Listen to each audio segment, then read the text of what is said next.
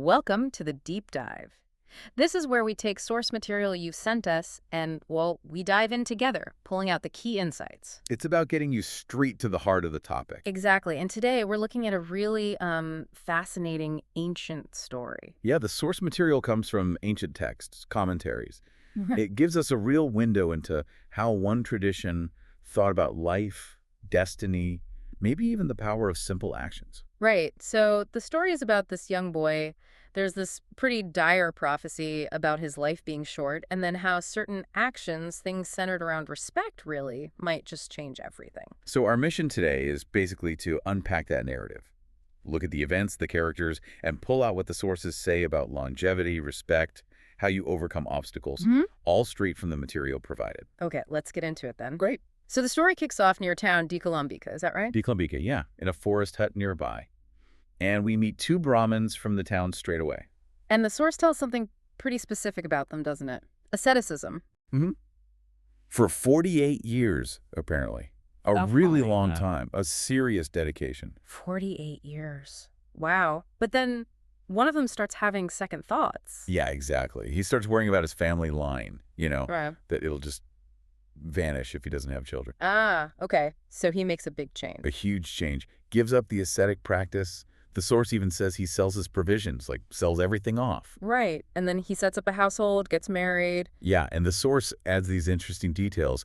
His wife came with 100 cows and 100 gahapanas. Some practical aspects there, too. Definitely. And, well, soon they have a son. And around this time, his friend, the other Brahmin who'd been away traveling, he comes back. Okay, so naturally the new father wants to show off his family. Right. He takes his wife and the baby to see his friend. And this visit, this is where the whole idea of paying respects really comes into focus. It's key to the story. So what happens? There's a sequence. Yes, a very specific sequence, according to the source, rooted in their customs. First, the father pays respects to his friend. And the friend gives a blessing. May you have long life. The standard blessing. Okay. Then the mother does the same. She pays respects, and she also gets the same blessing. Long life. Right. But then the baby? Yeah. So where it gets tense, they make the child pay respects, bow or whatever the custom was. Yeah. And the friend says nothing. Nothing at all, just silence. Complete silence. Whew. That must have felt awful for the parents. Why is the silence so significant here? Well, in that context, getting no blessing, especially from someone respected for their spiritual practice, it's basically a huge warning sign. Something's seriously wrong. And the friend confirms it? He does. He tells the father, the child has an obstacle. The word used is antaraya, like a barrier or a danger. And because of it, the boy will only live for 7 days. Just 7 days after leaving that 48-year practice? To hear your son has a week? That's just... Absolutely devastating. So the father, he immediately asks, is there any way to prevent this? Is there a paribahana karana, a way to avert the danger? Can anything be done? But the friend, interestingly, admits his own limits. He says he doesn't know how to stop this particular danger. He can see the problem, but not the solution. Seems like it. But he does offer a suggestion, a potential lifeline. He says, ask Samana Gautama, the teacher. Go see the Buddha. But wait, the father is a Brahmin ascetic, right? Would he even want to go? That's exactly the conflict.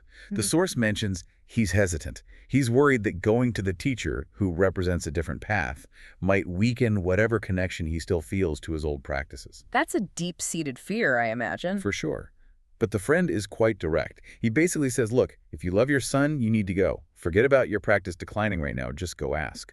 The child's life has to come first. Okay. So the father swallows his fear and goes. He does. He goes to see the teacher. And what happens there? Does the same respect-paying sequence play out? It does, almost exactly mirroring the visit to the friend. The father pays respects. Gets the blessing, long life. The mother pays respects. Also blessed, long life. And then, when the child is presented, Silence again. Silence again. The father must have known what was coming. He asks the teacher the same question he asked his friend. And the teacher confirms it. 7 days. Yes, the teacher confirms the diagnosis. The child has this obstacle, only 7 days. The source notes here are quite interesting, actually. Oh, yeah. What do they say? They sort of suggest that the Brahmin friend, with his knowledge, his mantra, could see the problem. He could diagnose it, maybe even compare his insight to the teacher's broader knowledge. But he lacked the specific method to fix it, implying the teacher's knowledge was, well, deeper or more complete. Okay. So the teacher knows why, but maybe also how. That makes the next question even more critical. Does the father ask the teacher if there's a way to avert it? He does. That's the crucial turning point. He asks the teacher, is there a way? And what does the teacher say? Not a definite yes, but something that offers real hope. He says, there might be. There might be. Okay, that's something to cling to. What's the plan? What does the teacher tell him to do? Sounds like some kind of ceremony. A very specific one, yeah. The instructions are detailed. Build a pavilion right at the door of your house. Okay. Put a seat in the very middle. Then arrange either 8 or 16 seats in a circle around that central one. 8 or 16 seats surrounding one. Got it. Who sits there? The teacher's disciples, the bhikkhus, they are to sit on those surrounding seats. And what do? Just sit? No, they have a very specific task. Yeah. They need to recite protective versus parita continuously. Continuously, like nonstop. Nonstop for 7 days and 7 nights. Wow. 7 days straight of chanting.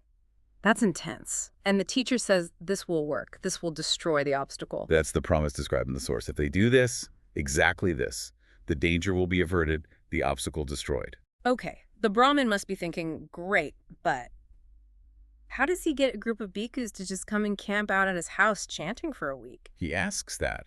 It's a practical concern. He says, I can build the pavilion, get the seats, but how do I get the disciples?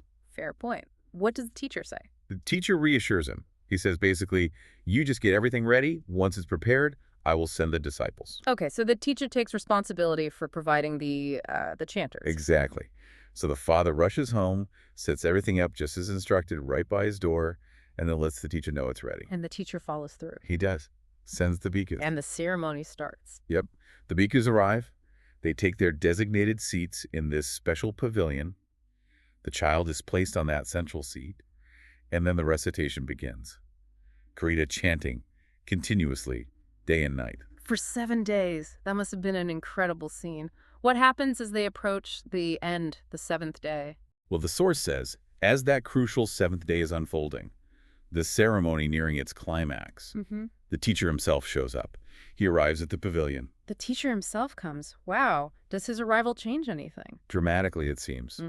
The source says that when the teacher arrives, deities from the entire universe gather there. The whole universe. That's quite a gathering. Yeah, it creates this incredibly powerful, concentrated energy.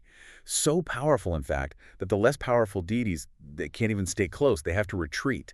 The text says they went back 12 yojanas. 12 yojanas. That's a huge distance in ancient measures, right? So the energy is intense. What about the actual threat, the yaksha? Ah, yes, the yaksha, the demon. His name is given as Āyuvaddhana. The story adds to this background he had served Vesvana, a deity king, for 12 years. Okay. And as a reward, he was granted a boon, basically permission, to seize this specific child on this 7th day. So he arrives too, ready to claim the boy. Oh boy. So the demon is there with permission. But what happens with all these powerful deities and the teacher present? He's held back. Just like the less powerful deities retreated, Āyuvaddhana also has to stand back. He's there. He has the right, according to his boon. But the sheer power of the teacher's presence and this assembly keeps him at bay. He can't act. So this protective field, created by the chanting, the virtuous monks, the deities, and especially the teacher, it literally shields the boy. It seems so. And then the teacher himself joins the recitation, chanting Parita all through that final night. The whole night. And the result, after 7 days and nights, the teacher's presence, the chanting. The yaksha is unable to fulfill his boon. He cannot seize the child. The danger is overcome. So we get to the 8th day, the morning after, the crisis is averted. Exactly. The 8th day dawns. And the child is brought out again to pay respects to the teacher. Yes, same sequence. The child is brought and made to pay respects to the teacher. And this time, what does the teacher say? This time, the blessing comes. Loud and clear. May you have long life. Finally, after all that fear and uncertainty, the father must have been ecstatic. Does he ask? How long? He does. He eagerly asks, how long will he live now? And the answer, given the original 7 days. The teacher's answer is, well, stunning. 120 years. Whoa. From 7 days to 120 years. That's incredible. Absolutely. So it makes total sense why they named the boy Āyuvaḍḍhanakumāra. Which means? Long life increasing boy.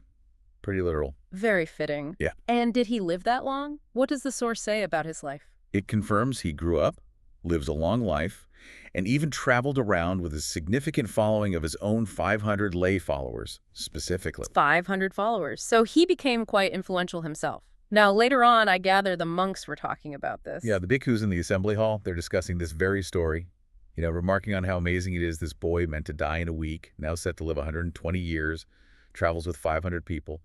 They started wondering, is there actually a cause for life, well-being to increase for beings? A natural question after hearing that story. Right. And the teacher arrives while they're discussing this. He asks what they're talking about. They tell him, and he uses Āyuvaḍḍhanakumāra's story to deliver a really core teaching. Okay. And what's the main point he makes? It's not just about adding years, is it? No, that's key. He says it's not just about increasing lifespan in isolation.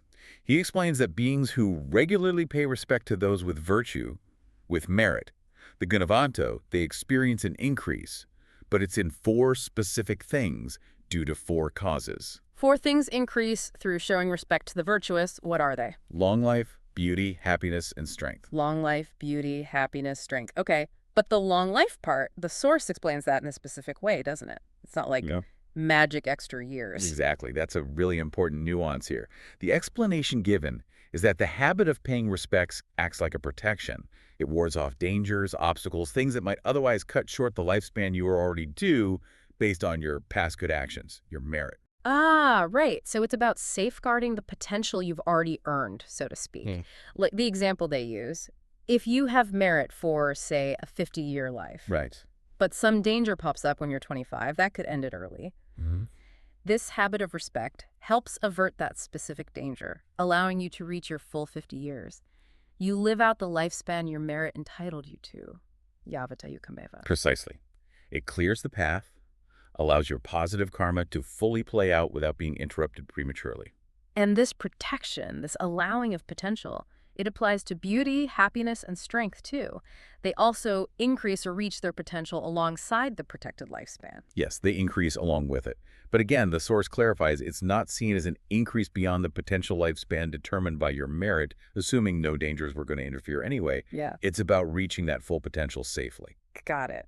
And the teacher summarized this in a verse. He did. The source is quoted. For one who is in the habit of paying respects and constantly honoring the elders, 4 things increase: long life, beauty, happiness, and strength. And the source even breaks down those terms for us. Habit of paying respects. Āyuvaddhana salisa. It just means being devoted to doing it often, making it a regular practice. And constantly honoring the elders. Buchapakaino. This one's interesting. It means honoring those who are elder. But importantly, the source stresses it's not just about age or rank in, say, ordination. It's primarily about honoring those elder and virtue guna virtue. Ah, so respecting genuine goodness, not just seniority. Exactly. And honoring them can be through formal respects or just constant veneration, holding them in high esteem. The focus is on recognizing and valuing virtue itself. So that's the connection the story illustrates. This seemingly simple act of respect, especially towards the virtuous, leads to these tangible benefits, like protecting your potential lifespan and well-being. That's the core teaching drawn from Āyuvaḍḍhanakumāra's experience. And the sources mentioned the immediate effect when the teacher gave this explanation in the assembly. What happened? Āyuvaḍḍhanakumāra himself, who was there with his 500 followers, they all attained stream entry, Sotapati Phala, a major step in spiritual realization in this tradition. Wow, the boy and his followers. Yeah, and many others listening also attained various levels of insights, so the teaching clearly resonated very deeply. Incredible story. So thinking about all these details, the 48 years, the dowry, the 7-day prophecy versus 120 years, the specific ceremony, the yaksha, the deities retreating, 12 yojanas, the 500 followers, the 4 increases. What does this all boil down to for you listening right now? Well, in the worldview presented by these ancient sources, it strongly suggests that actions we might see as simple social niceties like showing genuine respect, genuine honor, particularly towards people embodying positive qualities, virtue, they aren't just trivial. They're seen as having real power. Potentially, yes. Real power to bring tangible benefits into your life. Maybe even protecting you from difficulties, from obstacles, and helping the positive potential you've already built up through your own actions to actually come to fruition. It connects our conduct, our inner attitude of respect, directly to outcomes like safety, well-being, maybe even longevity. It certainly draws that line very clearly. So here's a final thought to maybe ponder, something that comes right out of this material. What if living your full lifespan isn't just about biology running its course? What if it's something you can actively influence, protect even, through your own intentional actions and the kind of positive energy they create? And if you entertain that possibility, even just for a moment, what might honoring those of virtue look like for you in your life today?